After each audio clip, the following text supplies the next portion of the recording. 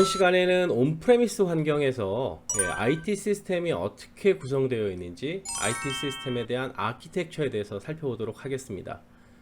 이 아키텍처를 이해하는 게 매우 중요한 게, 여러분이 사용하고 있는 온프레미스 시스템의 아키텍처가 그대로 클라우드에 올라가게 됩니다. 그래서 이런 친구들이 있어요. 클라우드 새로 공부하는데 무슨 말인지 하나도 모르겠어요.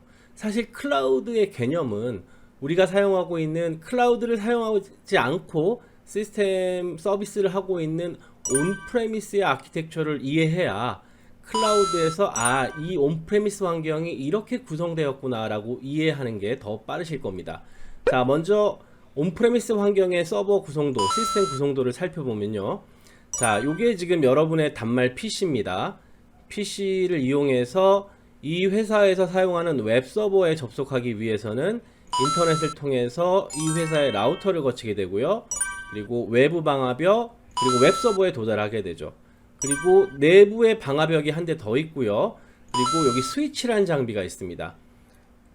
자, 이 스위치를 기준으로 해서 요 오른쪽, 요쪽이 내부 네트워크가 되겠습니다. 보통 우리가 로컬 에어리어 네트워크, 랜이라고 표현하고, 스위치는 맥 어드레스를 통해서 요 내부에 있는 친구들끼리 통신할 때는 맥 어드레스라는 주소를 사용해서 서로 통신을 하게 되고, 웹 서버의 비즈니스 로직이 요 SQL 서버, 데이터 서버에 연결이 되겠죠. 그리고 요 데이터 서버에 관련된 정보들은 이렇게 스토리지에 저장되게 됩니다. 그래서 클라우드 레이어를 보면 이렇게 네트워크 레이어, 서버 레이어, 여기는 이제 파이어월 같은 건 이제 보안 레이어, 그리고 데이터베이스 레이어, 그리고 스토리지 레이어, 이런 식으로 구분하게 됩니다. 그래서 여러분이 전체 아키텍처를 이해하시는 게 중요하고요. 자, 살펴보면 라우터라는 거는 관문이라고 보시면 돼요. 뒤에 이제 설명을 드리겠는데, 보통 우리가 인터넷 주소 사용할 때, IP 설정할 때 게이트웨이라는 걸 사용합니다. 내부에 있는 PC에서 밖으로 나가려면 반드시 이 장비의 IP 주소를 타고서 밖으로 나가게 되죠. 그래서 라우터가 인터넷과 내부 네트워크가 외부로 나가기 위한 관문, 라우터, 이렇게 기억을 해주시고요. 파이어월은 방화벽이에요. 우리 불나면 불나지 말라고 방화벽이라는 걸 설치하는데, IT 시스템에서 똑같이 마찬가지입니다.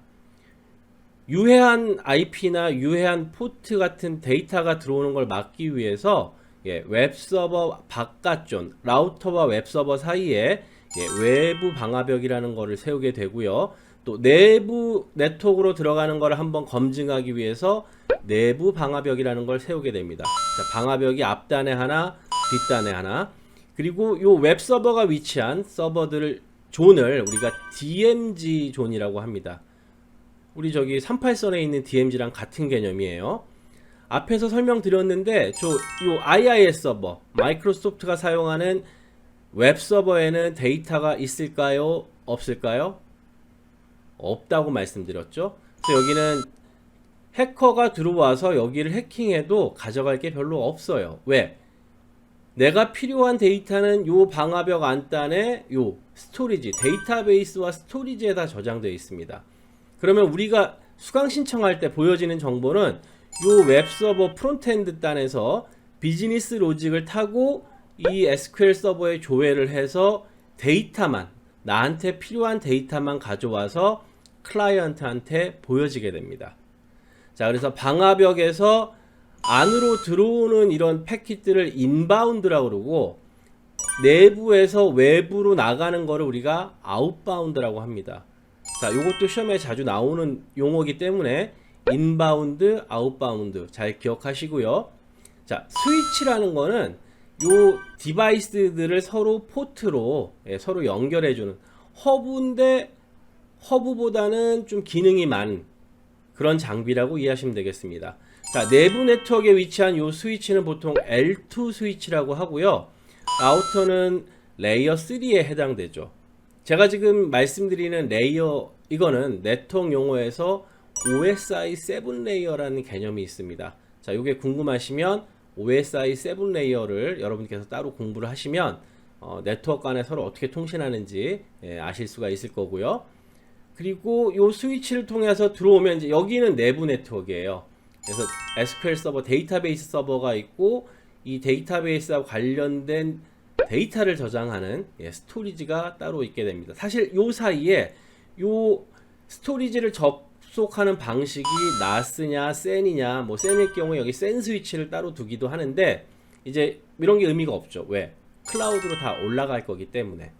그래서 보통 SI 회사에서 이런 대형 시스템을 구축하기, 이건 이제 엔터프라이즈 시스템 아키텍처인데 이런 시스템을 구성하기 위해서는 네트워크 사업부에서 와서 이런 네트워크 장비를 먼저 연결을 하고요.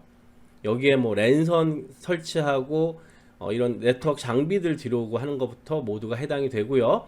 그리고 하드웨어 사업부에서 와서 이렇게 하드웨어를 설치를 합니다.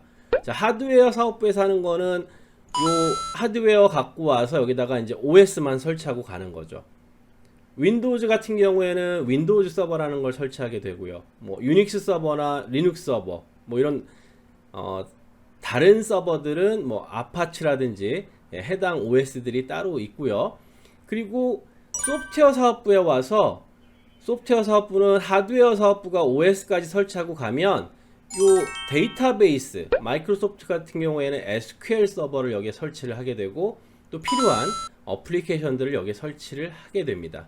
자, 이렇게 인터넷 바로 아래 관문이 라우터, 그리고 웹 서버가 있는 DMZ 존 사이로 좌우로 이렇게 외부 방화벽, 내부 방화벽이 존재하고, 자, 로컬 에어리어 네트워크, 내부로 들어가는 장비 사이에 스위치가 존재하고 내부 단에는 중요한 서버가 있는 이런 시스템을 엔터프라이즈 아키텍처라 한다 라고 이해하시면 되겠습니다.